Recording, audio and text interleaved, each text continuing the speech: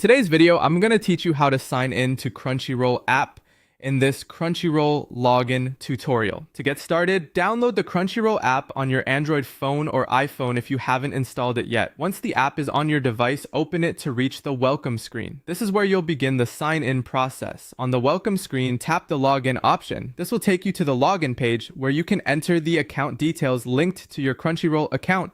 Make sure you type in your email address carefully, followed by your password. It's a good idea to double check for any typing mistakes, especially if your password is case sensitive or includes special characters. After entering your login details, tap login to continue.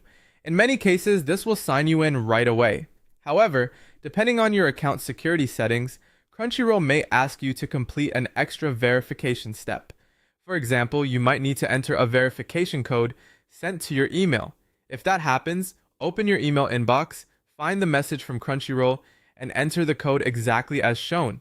This extra step helps keep your account secure. Once you've successfully signed in, you'll have access to your Crunchyroll account inside the app.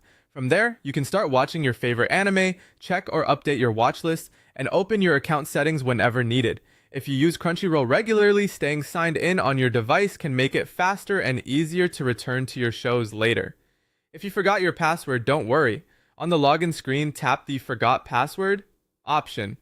You'll then be asked to enter the email address connected to your account. After that, check your inbox for a password reset email from Crunchyroll. Be sure to look in your spam or junk folder as well if you don't see it right away. Open the reset email and follow the instructions provided to create a new password. When choosing a new password, make sure it's something secure but still easy for you to remember. After resetting it, return to the Crunchyroll app and sign in again using your updated password. And that's all it takes to log into the Crunchyroll app. If you follow these steps carefully, you should be signed in and ready to stream in just a few moments.